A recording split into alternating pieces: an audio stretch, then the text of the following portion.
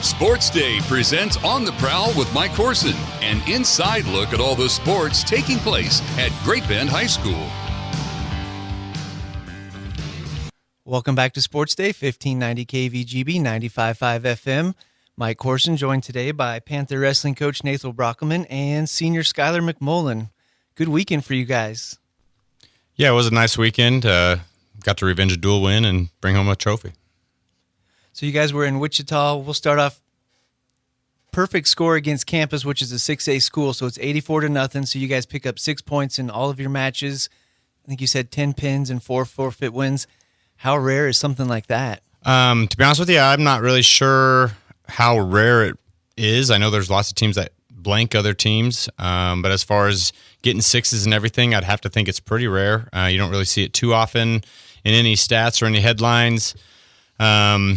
My dad said that he thought we did it to Hayes back when I was in high school, but I didn't have any chance to double check that. I don't ever remember blanking anyone quite like that. But as far as me, that's the first time we've ever blanked any team as far as I've been a head coach between here and out in Tribune. And then we almost turned around and did it again against Wichita Southeast. And was Campus the first one?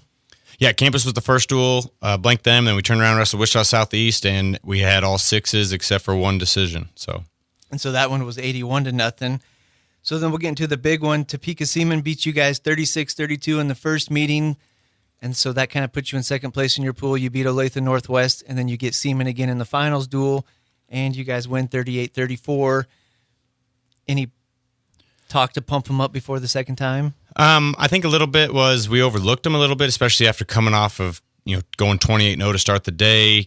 All the pins that we were picking up in the first two duels, I think maybe some of our kids were a little bit overlooking some of the Seaman kids.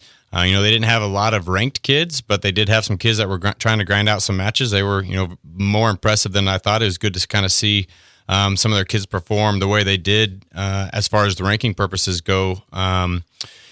Basically, I told them when we went into the final duel that if we get second place, we're throwing the trophy in the trash when we get home, because I thought we should have beat them the first time and we should have went 5-0. But that's why you wrestle the duels, and I don't know if that's what kicked them into gear. But they were really coming around each other, building some team bonding there, and cheering each other on, and got a little intense, and we were fortunate to come out on top. And so a big one for me, third-ranked Jay Schartz, Tech falls his opponent the first time, gets pinned pretty quick the second time. So that was like an 11-point swing, but you guys were still able to overcome that. Yeah, that 11-point swing definitely hurts. All it really is going to hurt Jace in the future is just maybe some seeding here and there, but I think by the time the end of the year, it'll kind of work itself out. Unfortunately, we were on our way to try to pick up another Tech fall or a pin, winning pretty quickly. I think we were up 4-0 at the time, and he just got sucked under and caught in a weird, it's hard to explain it, but it's like an inside leg near side cradle, and once you kind of get stuck in that, there's not a lot you can do if you're on your back to get out of it. So, talking to Panther wrestling coach Nathan Broeckelman, also have senior Skylar McMullen in the studio. So a couple of the big turns there was Trevin Maciel, quick pin his first time, and then he comes out the second time and gets a quick pin. Yeah, that was a big match for us. He's a little freshman stepping into the lineup for us. Jace and Cooper Lyles both dropped down a weight class this last week, which is kind of the last week you can really drop down a weight class because of the 50% weigh-in rules. And he kind of just stepped in there as a freshman and went 4-1 on the weekend. He was actually winning the match against Seaman the first time, got reversed and just kind of put on his back real quick. The kid was a little bit bigger, and that was a big turning point in the duel for us that he was able to pick up a pin like that. And the other one I wanted to mention was Zayden Burks. He lost a 7-5 decision, and then he comes back second time and wins 2-1. Yeah, Zayden, almost beat him the first time. We were trying to get another quick turn at the end. We were down 7-3 going into the third period in the first match. We got one quick turn. We just couldn't quite turn him again. This time, Zayden got the takedown in the first period and rode him out for first period, rode him out second period when they took bottom, and we took a chance and took top because we had rode him out for 3.5 minutes. And he was able to completely ride him out again, so he was able to pick up a 2-1 win. We did lock our hands in there, but didn't end up affecting the match much. And then one more real quick. Poor Brody Schnoblin. You always seem to have one kid in there that's going to, if you're seeing the same team twice, get stuck with a tough opponent. So he gets pinned a couple times against a kid ranked number 5th in Class 6A. Yeah, Jackson Thomas is a tough kid.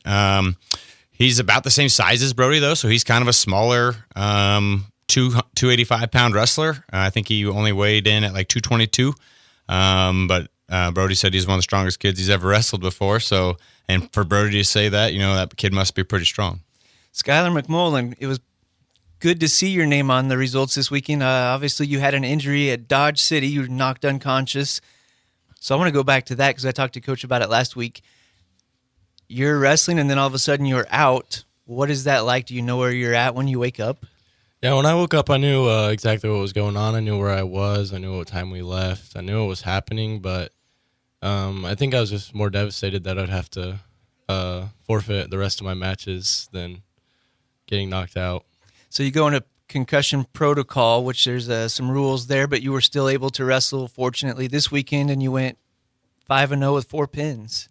Yeah, once I wrestled that Seaman kid the first time, it was a surprise because he was extremely strong, but I figured out what he did, so I came out second time against them, and I was actually really mad about us losing to them, so I came out and pinned him. What was the week of preparation like? Were you able to practice? Do you just kind of keep everything in routine? So the first 2 days were just light cardio, and then the third day I got to wrestle, drill, but I didn't go live. But then the fourth day I got to go full, and then fifth day I went full. And so you're a senior. You've got a little sister now. Kaylee's a freshman, kind of an up-and-comer for the girls' side. Is it more fun to have 2 of you in the same house? Yeah, I enjoy watching her wrestle and telling her what she could do better and everything. She actually quit wrestling for a while, and I got her back into it and hoping that she can go somewhere this year. I know the Kelsey brothers have some epic fight stories. Do you guys have any around the house when things don't go right, or pretty tame? We're pretty tame. When we were younger, we fought quite a bit, but now we're just like closer together. For all those listeners out there, she didn't quit in high school, though. She quit when she was younger, and he got her back in middle school. So she's doing quite well. Big match duels coming up against Hayes tomorrow. So, we know the rivalry in basketball, football. Does it translate onto the wrestling mats? Oh, it definitely does. I wish we had more time to prepare for it and get ready in practice, but we only got this one day to prepare, so I hope we get it done, and we're going to go out and fight against Hayes. And maybe one more for you. Wrestling's kind of one of those things where the kids really progress throughout the season, and we've seen some really good scores now. How's the team doing from a wrestler standpoint?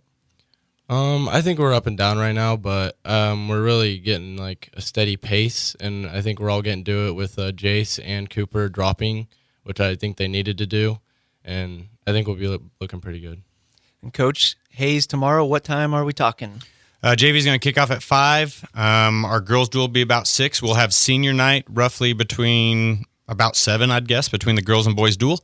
We're also having a kids club night, so any Great Bend Kids Wrestling Club member, their son or daughter, can get in for free by showing in their USA Wrestling card. So we're looking to pack the house and bang the gong a couple times. And that's at Great Bend High School? Great Bend High School, main gym. All right, good luck, guys. Thank you. Thank you. More sports day after this.